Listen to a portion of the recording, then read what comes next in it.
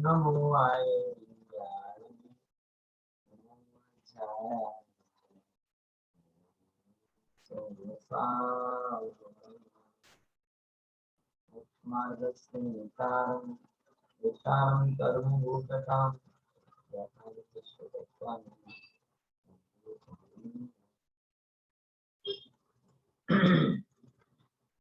कपाल सूत्र ग्रंथ पर अपनी चर्चा चल रही है और कपाल सूत्र ग्रंथ में हम कहें 7वें अध्याय में जो शील व्रत संबंधी बातें हैं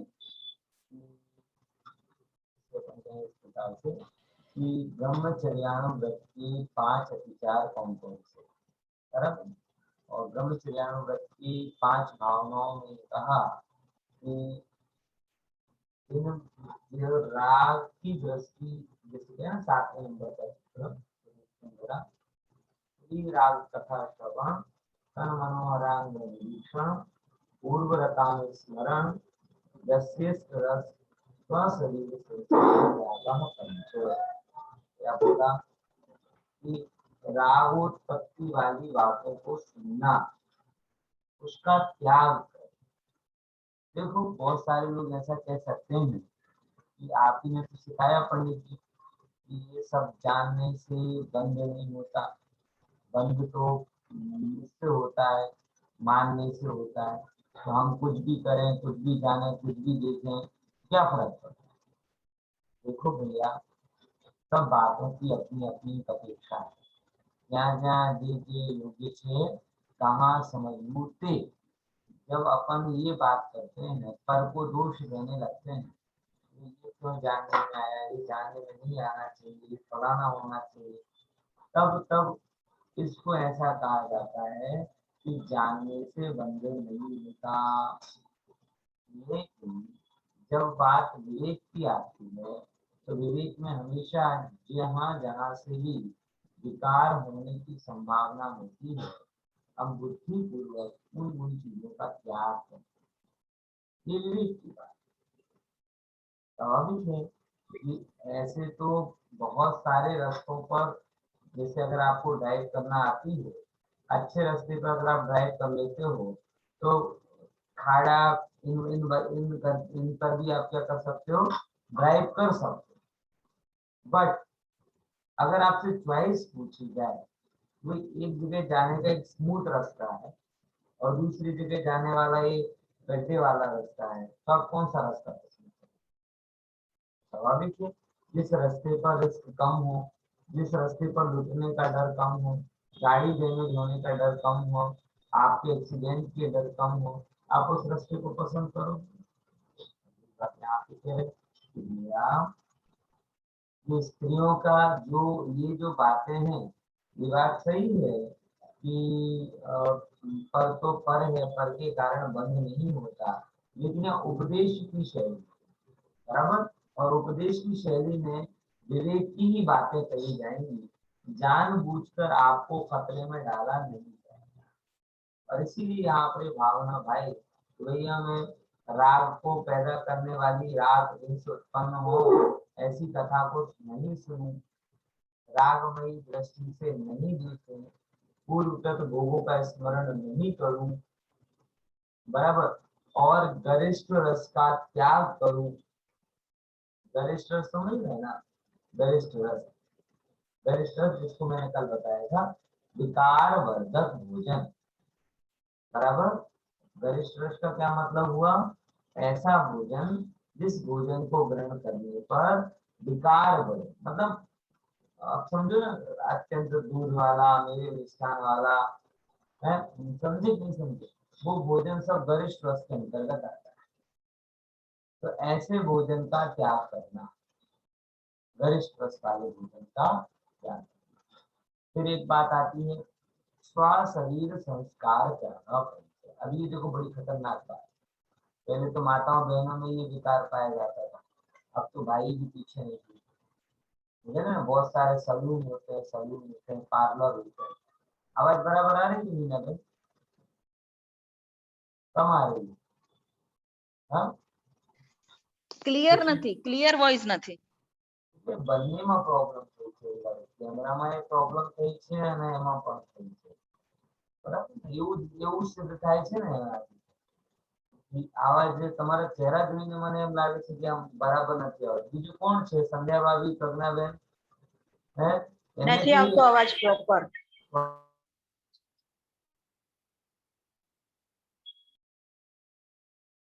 સર તમારો અવાજ બંધ થઈ ગયો, મ્યુટ. હા, હવે ચાલુ. હવે ચાલુ તો થયો પણ ઓછો થયો છે ને, એટલે આ કંઈક ચક્કર चर्चा में बात ये चल रही थी कि जब ज्ञान पदार्थों से बंधन होता ही नहीं है तो फिर ये जो त्याग की बातें क्यों कही जाए, इनको मत देखो, ये मत सुनो, वो मत सुनो, तो उसका एक कारण ही बताइए, मत खाओ, पुराना विचार मत करो। अरे जब जानने से बंधन होते ही नहीं है तो जो मन में ऐसो करो, जो मन में ऐसो जानो। तो उसके लिए हमने ये बात कही कि ये उपदेश की शैली है। किसकी शैली है? उपदेश की शैली। और उपदेश की शैली में ये तरीका होता है कि जिन जिन चीजों से खतरा हो उनको दूर, प्रिवेंशन के एंगल से बातें कही जाती, बराबर, कि भाई पहले से आप प्रॉब्लम में ना फंसो, इस पॉइंट ऑफ व्यू से उपदेश की भाषा होती है। तो ये सब इसके लिए। फिर एक और बड़ी अच्छी बात है जो कि बड़ी खतरनाक भी है, हम लोगों को सहज नहीं समझ में आता कि भाई हमें शरीर का श्रृंगार करना चाहिए कि नहीं करना चाहिए। मैं ये आपको बता रहा था कि पहले तो माताओं बहनों में ये बीमारी थी, अब भाई भी कम नहीं, उनके भी पार्लर खुल गए, उनके भी सैलून खुल गए, और वो भी हजारों रुपए शरीर के श्रृंगार में दे रहे।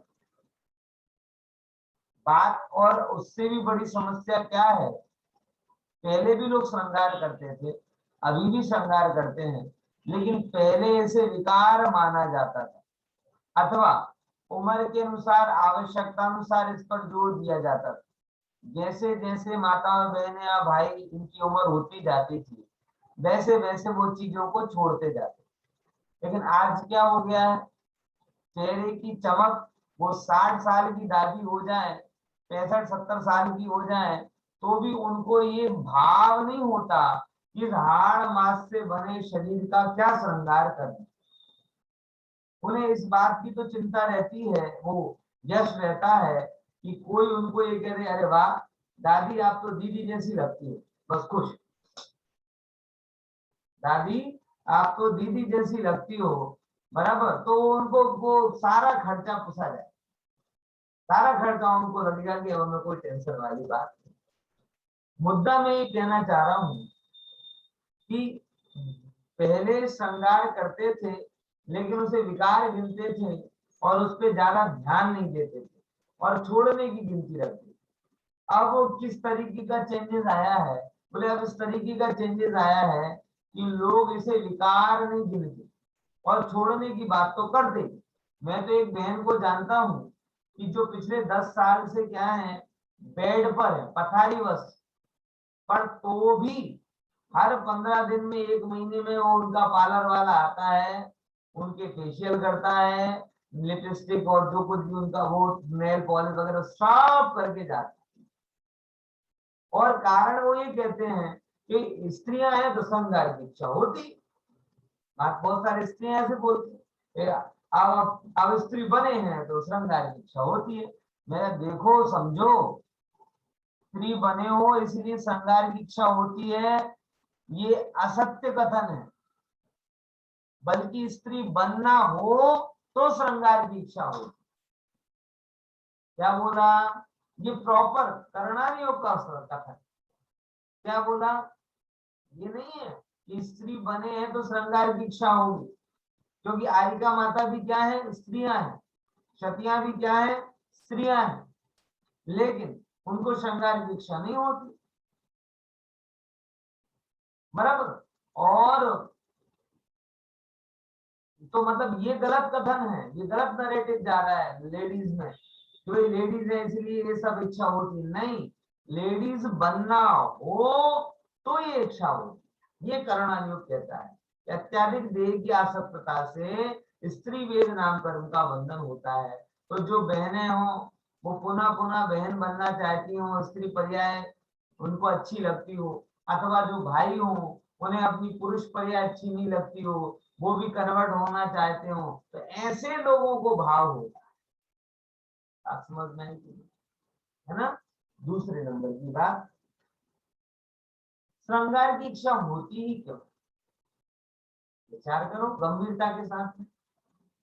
अगर आप गहरे से अगर सोचोगे तो इसके पीछे या तो मान की इच्छा या काम की इच्छा ही मुख्य होती है। ईमानदारी से विचार करना। कोई आपको सुंदर बोले तो आपको अंदर से अच्छा लगता है, और अंदर से अच्छा लगता है तो उसका मान पुष्ट होता है, तो मान की इच्छा के कारण भी आप श्रृंगार करते हो। मतलब यहाँ पे स्त्री पुरुष दोनों की बात कर रहा हूँ कि बहुत मान मिले मुझे लोग, और क्या है हर चीज के साथ में हमने अपनापन जोड़ दिया है। अब कोई अगर कुदरती रूप से सुंदर है तो उसे अपनी सुंदरता का इतना ज्यादा वो हो जाता है कि उसे ये लगता है कि अगर मैं सुंदर नहीं रहूंगा तो मेरा कोई वजूद ही नहीं है। इसीलिए बार बार और घिसेगा चेहरे को, और लीपा पोती करेगा, और मेकअप करेगा, और ये करेगा, और वो करेगा। एक दशा ऐसी आएगी कि जब उसके लिए शरीर के अलावा और कोई विचार ही नहीं है। तो अधिकतर हमारा जो श्रृंगार है वो हमारा श्रृंगार मान के लिए होता है, अथवा मान हट जाए तो भोग की इच्छा के लिए कि हम सुंदर दिखेंगे तो हमारी जो इच्छाएं हैं वो पूरी होंगी। तो जो चीज के मूल में ही काम या मान जैसे विकार विद्यमान हो, उस चीज को हम कैसे स्वीकार कर सकते हैं? हाँ, पाश्चात्य लोगों के पास कोई ऑप्शन नहीं। पश्चिमी लोगों ने तो शरीर को ही सब कुछ मान के बैठा, इसलिए उन्होंने आत्मा की तरफ तो ध्यान ही नहीं दिया।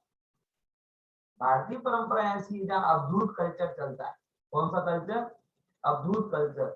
कि भाई ये आज जो बड़ी दाढ़ी को, ये राख, मतलब इस तरीके को हम लोग ऐसे मान लेते हैं ना, ये तो सिविलाइज नहीं है, ऐसा है। ये उनकी पहले की साधना है। साधना थी मतलब आत्मा की शुद्ध में इतने इतने मदहोश हो जाते थे कि शरीर में क्या परिणमन हो रहा है वो पता ही नहीं चलता। आज हमें इस चीज को अपने स्टेटस से जोड़ दिया, अच्छा बुरा लगा दिया उसको। तो जो इसका ध्यान रखता है वो वेल बढ़िया, रोज सेविंग वेविंग करे, रोज कपड़े पहने तो वो बढ़िया सभ्य आदमी, और जो ऐसा ना करे तो असभ्य आदमी है। हमने उसको मान के साथ जोड़ दिया, सिविलाइजेशन के साथ में जोड़ दिया। अरे भैया ऐसा नहीं, व्यक्ति अपने गुणों से रूपवान होता है, गुणों से कीमती होता है। अरे गुणों की कीमत हो तो तुम्हारी कीमत है, चमड़े की कीमत में तुम्हारी कीमत नहीं। आप समझ में आएगी? चमड़े की कीमत में हमारी कीमत नहीं है, गुणों से कीमत हो तो हमारी बात। इसके लिए हमने कितना उपाय किया गुणों की कीमती होने के। विचार करो, हमारा उपाय अच्छा दिखने में लगता है कि अच्छा बनने में लगता है? सोचो, कहाँ लग रहा है हमारा उपाय? अच्छा दिखने में लग रहा है कि अच्छा बनने में? अच्छा दिखने में लग रहा है। अच्छा बनने में तो बहुत कम हम प्रयास करते हैं। कपाल सूत्र आधा पौन घंटा सुन लिया, बस अच्छे बन गए, और उसके बाद में कितना उपाय किया है? इसीलिए अच्छा दिखने की बजाय अच्छा बनने का प्रयास करो। शरीर का श्रृंगार मतलब श्रीमद कहते हैं कि शरीर क्या है? मशान की राख की पूर्व पर्याय है। क्या समझे? शरीर क्या है? श्मशान की राख की पूर्व पर्याय। अब जो श्मशान की राख है उसकी पूर्व पर्याय की अवस्था का नाम शरीर है, तो क्या उसका श्रृंगार हो सकता है? कुछ हो सकता है? क्या करके वो शुद्ध हो सकता है? इसलिए तीसरे नंबर की बात भी और समझ लो कि पहले नंबर तो ये बताया आपको कि क्या कहते हैं, शरीर का श्रृंगार की इच्छा स्त्री होने के कारण नहीं होती, बल्कि स्त्री जिनको बनना है उनको होती। दूसरे नंबर की बात ये बताई कि श्रृंगार की इच्छा का मूल कारण मान है और काम है। और तीसरे नंबर में आपको ये बताना चाह रहा हूं कि लाभ उपाय करने पर भी ये शरीर कभी सुंदर हो ही नहीं सकता। हमारे बुंदेलखंडी में कहावत होती है, कैसी कि जिसका जैसा स्वभाव जाए न जी से, नीम न मीठी होए, चाहे खाओ गुड़ घी से। चलना में भी है। जिसका जैसा स्वभाव जाए न जी से, जिसका जैसा स्वभाव होता है वो कभी उस रूप से जाता नहीं है। और उसके लिए एग्जाम्पल क्या दिया, नीम ना मीठी होए, नीम कभी मीठी नहीं होती। कैसे, चाहे आप हजारों बार लाखों बार उसे गुड़ और घी से खाओगे तो भी वो कैसी रहने वाली है, कड़वी की कड़वी ही। कबीर ने भी लिखा, कोयला कड़े न उजरो 100 मन साबुन खाए। कोयले को आप 100 मन साबुन से भी धो दोगे, कौन सा, तो भी वो कोयला कोयला रहेगा, कैसा का कैसा, काला का काला। तो जैसे कोयले का कालापन है, नीम का कड़वाहट है, ऐसे मैं आपसे पूछूं शरीर की क्या प्रकृति है, बताओ खुशी बहन, शरीर की क्या प्रकृति है? सर एवी छेदन भेदन और छेदन वेदन नवद्वार बहे गिनकारी। मतलब आप विचार करके देखो इसके अंदर में कितनी गंदगी भरी पड़ी। एक सुंदर विश्व सुंदरी का भी रूप हो, विश्व सुंदरी का भी रूप हो, एक जरा सा एक्सीडेंट हो जाए और ये ऊपर की खाल कट जाए तो देखना पसंद ना करो। मेरे एक मित्र डॉक्टर हैं, प्लास्टिक सर्जन। मैंने एक बार उनको बोला कि भाई मुझे आपके साथ में ऑपरेशन थिएटर में आना, मेरे से पर्सनल क्लास करते हैं, कई बार आते हैं, एमडी अच्छे डॉक्टर हैं, लेकिन सबकी की रुचि है तो कैसे भी करके टाइम निकाल के आते हैं इसके ऊपर। अब वो मैंने उनसे बोला कि डॉक्टर साहब मेरी इच्छा है कि मैं आपके साथ एक बार ऑपरेशन थिएटर में जाऊं, और बेहोशी में तो जब मेरा ऑपरेशन होगा तो मैं नहीं देख पाऊंगा, लेकिन किसी का ऑपरेशन हो मैं पूरे होश और आवाज में देखना चाहता हूँ। बोले पंडित जी गारंटी देता हूँ आप देख नहीं पाओगे। बोले क्यों?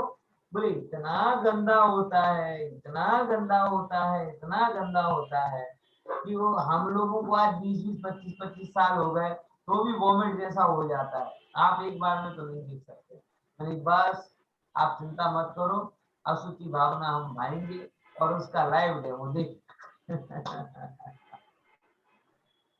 सच्ची में। उसके बाद तो फिर कोरोना काल आ गया और मेरी वो इच्छा अभी अधूरी है, हो गई, जल्दी हो जाएगी पूरी।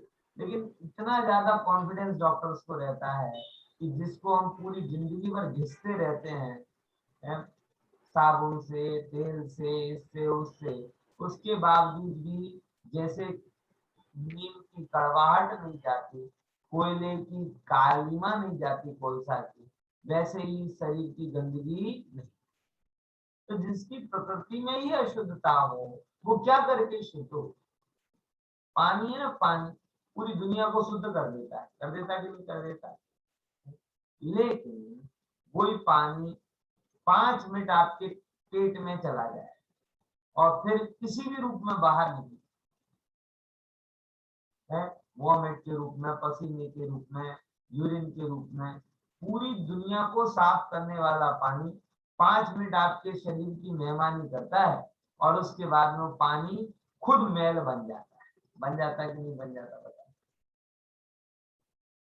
हर चीज को जो साफ कर सकता है ऐसा पानी भी शरीर के साथ में आकर बहुत मलिन हो जाता है। इस हद तक मलिन हो जाता है कि आप अगर वो पानी आपके शरीर पर पड़ जाए तो आपको दूसरे पानी से उसको धोना पड़े।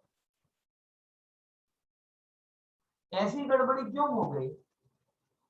क्यों हुई ऐसी गड़बड़ी? क्योंकि इस शरीर की प्रकृति ही ऐसी। तो अब वही बात मैं तीसरी कह रहा हूँ, शरीर का श्रृंगार अनुचित क्यों है? क्योंकि ये शरीर ठीक हो नहीं सकता। जो चीज सही हो नहीं सकती उसको करने का उपाय व्यर्थ है। अभी पॉल्यूशन पर आएंगे और अपने आप सब विवेकी हम ये मान के चलते हैं, लेकिन हमारे गांव में क्या होता है, पॉल्यूशन पर्व की तैयारी चल रही है। तैयारी चल रही मतलब क्या चल रहा है? पॉल्यूशन रिडक्शन पर्व की तैयारी चल रही है, तो क्या चल रहा है? पहले मैं सामान्य समझता था कि भाई शास्त्र पढ़ रहे होंगे, ये कर रहे, अरे वो तो 10 दिन का काम है, वो बात की बात है।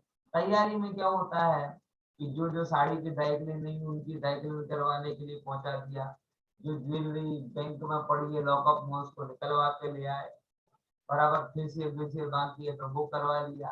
तो ये पॉल्यूशन की तैयारी चल रही है। जो चीज स्वयं संयम की रखने की है उसमें असंयम करो।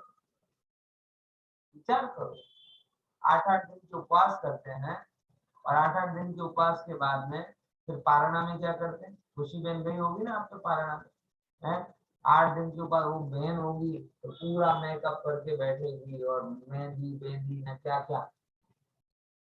विचार करो, आपको नहीं लगता है कि गड़बड़ हो रही? और गजब है कि सर पारणा हम भी तो मतलब जिस दिन उपवास चल रहा है उस दिन ये गड़बड़ी हो रही। उपवास के बाद की बात हो तो भी ठीक है, 8-9वें दिन पारण अगर होना हो ना तो वो 7वें दिन ये सब श्रृंगार चालू हो जाए। सर हमें भी पारने में जाने में पहले इंटरेस्ट इसी बात का रहता था कि तैयार होके जाएंगे। तैयार, अरे आप तो जा रहे हो, लेकिन जो उपवास कर रहे हैं मतलब स्वयं एक उत्कृष्ट आराधना की, और उस आराधना के बाद में क्या कर रहे हैं? विराधना कर रहे हैं। क्यों? हाँ, ये जो दिनेश भाई नई बात कर रहे हैं, होटल में पारणा हो रहा है, होटल में पारणा। अरे भाई कहाँ की पद्धति है? मैंने तो सच में दिनेश भाई, एक बार तो मेरे बहुत खास व्यक्ति थे, उनकी पुत्री ने 10 दिन के उपवास किए, वो लेकिन फोर्स किया वो पारणा के लिए। मैं देखो, मैं अगर पारणे में होटल में आया ना तो सबका मूड बिगड़ जाए, इसलिए मुझे मत मिला। क्योंकि जिस चीज का मैं स्पष्ट विरोधी हूँ, मैंने तो कहा नहीं कि तुम 10 दिन के उपवास करो, 8 दिन के उपवास करो, जितने दिन के उपवास तुम्हें करना हो तो करो, नहीं करना हो तो मत करो, लेकिन पारणा तो होटल में मत करो। है? देखो भैया, पारणा का कोई उत्सव होते ही बड़ी सहज क्रिया है। घर जाके जैसे मंदिर के दर्शन करते हो वैसे ही मर्यादा भोजन करके अपने वो करो। उसमें क्या घोड़े पे जाना, ना हाथी पे जाना, ना 17 श्रृंगार करने, बराबर ख्याल में है कि क्या जरूरत? ये स्व शरीर संस्कार त्यागा इसकी भावना है और लोग इसके विरुद्ध काम करते हैं। पूरा मतलब मैं तो पता नहीं कितना पुण्य कमाया कि नहीं कमाया, लेकिन ऐसे काम करके जो कुछ भी थोड़ा बहुत कमाया हो ना वो पूरा का पूरा गवा। इसीलिए पारणे की और उपवास की एक स्वस्थ परंपरा विकसित होनी चाहिए। सब अपनी अपनी क्षमता के अनुसार निश्चित रूप से उपवास करना चाहिए, उसका निषेध नहीं है, क्योंकि आपकी इच्छाओं को रोकना, शक्ति का बढ़ाना, इंद्रियों का दमन करना, ये कुछ गुण हैं जो उपवास से प्राप्त होते हैं। है? कोई कोई बातें करना वो उतना उचित नहीं लगता, तो ये आत्मा अनाहारी है, आत्मा अनाहारी है, ठीक है, अनाहारी देखो, सरल सी बात है। तो उपवास का मैं फेवर करता हूँ, मैं उपवास का विरोधी नहीं हूँ, लेकिन उपवास के नाम पर जो भोग हो रहे हैं, उपवास के नाम पर जो विकृतियां समाज में आ गई हैं, उनका स्पष्ट विरोध होना चाहिए और स्वस्थ परंपराएं चलनी चाहिए। आप समझ में आ रही कि नहीं आ रही? और अगर कभी आपको जाना हो तो अगर आप प्रेम से विनय से कैसे भी समझा सकते हो तो समझाना भी चाहिए कि देखो भैया, ये परंपरा हमारी नहीं है कि आप आहार आदि के माध्यम से उपवास अगर आपने किया हो तो उसके माध्यम से इस प्रकार से कषायों का पोषण करें। ठीक है ना? समझे नहीं समझे? तो तीसरा नंबर का कारण समझ में आया कि शरीर का संस्कार नहीं करना चाहिए। क्यों? क्योंकि वह कभी भी संस्कारित हो नहीं सकता। उसके बावजूद भी अब कह सकते हैं पंडित जी अब भाव होते हैं तो क्या, ये प्रश्न है। तो कोई बात नहीं, मैंने बताया ईमानदारी के साथ में उसको कमजोरी को कमजोरी स्वीकार करो और अंदर में एक भाव विचार करो कि भाई देखो श्रीमद ने तो ये बताया कि ये इस नशान की राख की पूर्व पर्याय है, ऐसा सोचो तो इसका क्या श्रृंगार करना, क्या ऐसा विचार करो। धीरे धीरे जो आपका राग भाव है वो कम होता जाएगा। और एक और बात कहूँ आपको जो विचार नहीं है कि एक बहुत बड़ी कुपरंपरा क्या हुई है पता है, पहले के समय में जो भी श्रृंगार माताएं बहनें करती थी वो अपने पति के लिए करती थी, अथवा पति जो भी श्रृंगार आदि जो भी उनके होते थे वो किसके लिए करते थे, अपनी धर्म पत्नी के लिए करते, बराबर। यानी सुंदर लगना उनको अगर मनोभाव हो तो किसके लिए, स्वयं के पति के। अब थोड़ा अनुचित लग रहा है लेकिन मैं कहना चाहता हूँ कि घर में तो माताएं बहनें कैसे घूमती रहती और कहीं बाहर जाना हो तो 50 चीज, मतलब ये किसके लिए ऐसे पुरुष का, मतलब ये क्या है, इलॉजिकल बात हो रही कि अगर आपको जिन दो कारणों से श्रृंगार किया मैंने बताया तो मान के और काम आदि के लिए, वो भी अगर हो तो अगर गृहस्थोचित आपको भी करना हो तो किसके लिए होना चाहिए। मैं बहुत ज्यादा इसमें नहीं जाना चाहता लेकिन थोड़ी थोड़ी सी बातें आपको, पहले जो 16 श्रृंगार के जो भी थे चीजें वो देखोगे तो सारी चीजें अगर स्त्री के पॉइंट ऑफ व्यू से कहें तो कंगन है वो पति से संबंधित है, ये बिंदी होती थी वो पति से जो भी जो 16 श्रृंगार कहे जाते थे उन 16 श्रृंगारों में आई लाइनर फेशियल वेशियल नहीं आता, ये मुझे पता है, वो 16 श्रृंगार अलग है, समझ आया। तो वो जो भी चीजें थी वो किससे संबंधित थी, उसके पति से संबंधित थी। और स्त्री जब तक क्या कहते हैं क्या कहते हैं दिनेश भाई, क्या समझ आया कि जो भी संबंधित चीजें थी वो किसके लिए थी, कि वो अपने पति के लिए, कि पति को सुंदर दिखे और उनके गृहस्थ जीवन में बढ़िया रहे, इसके अर्थ में किया जाता था। अभी एकदम उल्टा हो गया है, घर में एकदम विचित्र वेशभूषा, ना कपड़ों का ठिकाना, ना बाल का ठिकाना, ना चेहरे का ठिकाना, कुछ नहीं होता। और बाहर जाना हो तो 5 दिन पहले से तैयारियां चालू हो जाती, तो ये भी चाहिए वो भी चाहिए फलाना चाहिए ये चाहिए, क्यों, ये मतलब कहा जा रहा है कि डायरेक्शन चाहिए, ये कहलाता है एक्सपोजर, दिखावा। तो आप समझो कि जो स्वयं को दूसरों के लिए प्रदर्शित कर रहा है उसका कितना बड़ा प्रश्न चिन्ह आ गया, उसके लिए कितनी बड़ी समस्या, अंदर का विकार कितना बड़ा है, वो आपकी पात्रता पर प्रश्न चिन्ह, आप समझना नहीं। इसलिए अमुक चीजों को देखो, और मैं कोई बलजबरी वाली बात नहीं कह रहा, सब सहज करना, मैं दबाव में लाने की बात नहीं कर रहा, लेकिन पहले नंबर में आपको क्या करना चाहता हूँ, ये सब बताना चाहता हूँ। जब आप बताओगे, जब आप समझोगे उस चीज को तो खुद ब खुद वो चीजें आपके अंदर में, देखो मुझे भी किसी ने बोला नहीं लेकिन सही सबने बताया, तो कुदरती रूप से शरीर आदि के प्रति अब क्या होता जाता है, धीमे धीमे धीमे धीमे आप कम, वो कुदरती चक्र में आना चाहिए। एक बार आज आपको कहेगी थोड़ा अप्रिय भी लग सकता है कि पंडित जी कैसी कैसी बातें कर रहे हैं, लेकिन ये सत्य है। और धीमे धीमे जब आप इसे बारंबार सुनेंगे तो आपके अंदर में उसकी स्वीकारोक्ति का भाव आएगा, और जब स्वीकारोक्ति का भाव आएगा तो आप सुधरने का सोचो।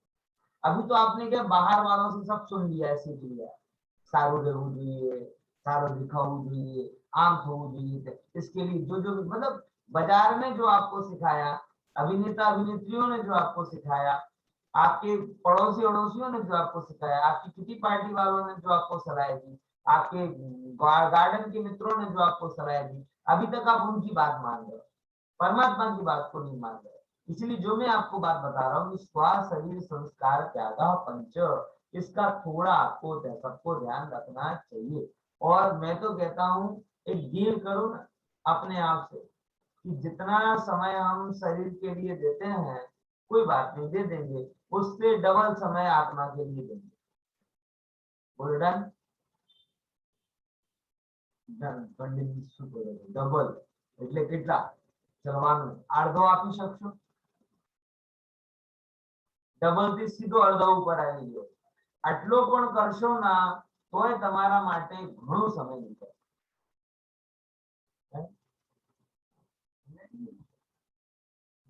ख्याल में आवे छे? બે વસ્તુ ખ્યાલ में आवे छे? कौन कौन सी? कि जितना आपने शरीर के लिए समय दिया, कम से कम उससे डबल आत्मा के लिए दो। मुनियातों का तो क्या गजब है कि शरीर के लिए देते अंतर्मूल, मतलब एक प्रहर मैक्सिमम, और आत्मा के लिए देते हैं 21 घंटे। अंतर्मूर्त मुनियाज की आहार, अंतर्मूर्त निद्रा और अंतर्मूर्त लगभग लोग जो आहार निहार आदि समय, यानी अगर कुल मिला के देखा जाए तो उनके शरीर के लिए दिए जाने वाला समय कितना होता है? ओनली एक प्रहर। और आत्मा के लिए कितना समय देते हैं? 21 घंटे। ध्यान है ना? नग्न होने के कारण धन नहीं, अनुव्रत पालन महाव्रत पालन करने का ये 21 घंटे आत्मा के लिए दे रहे हैं। और बाकी 3 घंटे में जो आहार निहार और निद्रा कर रहे हैं, उसमें भी मुख्यता तो आत्मा की ही है। आहार भी आत्म कल्याण के लिए दे रहे हैं, बराबर, और स्वस्थ आदि का विचार कर रहे हैं तो आत्म कल्याण के लिए कर रहे हैं। ये सब चीजें आत्महित के लिए कर रहे हैं।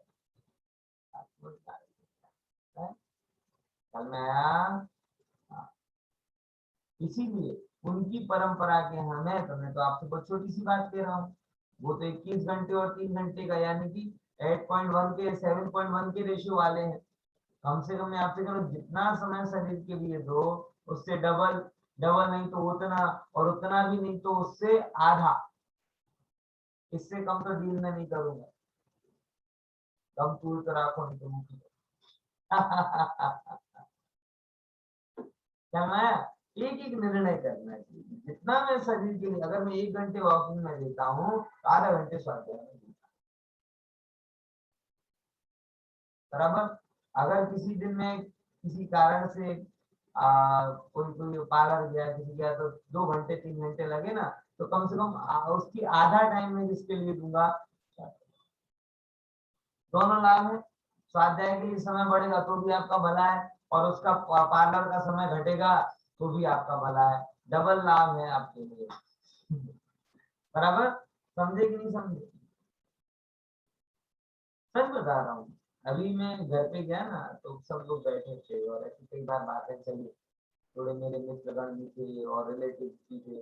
बोले जैसे आप शादी के टाइम थे वैसे के वैसे हो, खूब ध्यान रखते हो। हाँ बिल्कुल, बहुत ध्यान रखता हूँ, इतना ध्यान रखता हूँ बिल्कुल है। मतलब क्या क्या करते हो? मैंने कुछ नहीं करता, ये करता। शरीर का ध्यान रखना मतलब शरीर पे ध्यान नहीं देना, क्योंकि जो ध्यान रख रहे हैं उनका तो वजन नहीं बढ़ रहा है, उनका तो न जाने क्या क्या हो रहा है। और जो ध्यान नहीं दे रहे हैं उनका अपने आप ही सब काम ठीक है। सच बता, मैं केवल एक काम करता हूँ, मुझे थोड़ी उनको 24 की प्रेरणा देनी थी ना, तो संयम से थोड़ा रहता हूँ। और जैसे ही अपन संयम से रहते हैं, शरीर अपने आप संयमित हो जाता है। समझ में आया? तो शरीर पर ध्यान देना ये शरीर की समस्याओं को बढ़ाना, और शरीर पर ध्यान नहीं देना ये आप खुद ब खुद देखोगे कि शरीर की समस्या आपको आप कम होती है। इसलिए आप ही उपाय अपना के देखो। जितना आप उस पर ध्यान दोगे उतना विद्रोह करेगा, जितना ध्यान देना बंद कर दोगे उतना अपने आप माइंड में आ जाएगा। दुर्जन देह स्वभाव बराबर, पोषक ही अति रोष करे, शोषक सुख उपचार। ये बना वो कहते बैराग भावना में, दुर्जन और देह का स्वभाव बराबर है। दुर्जनों का पोषण करोगे तो और उल्टे चलेंगे, उनको दबा दोगे तो ठीक हो जाएगा। शरीर भी ऐसे, इसके पोषण में करोगे तो और उल्टा चलेगा, और इसको सीमित करके रखोगे तो अपने आप सही हो जाएगा। बराबर ख्याल में आया?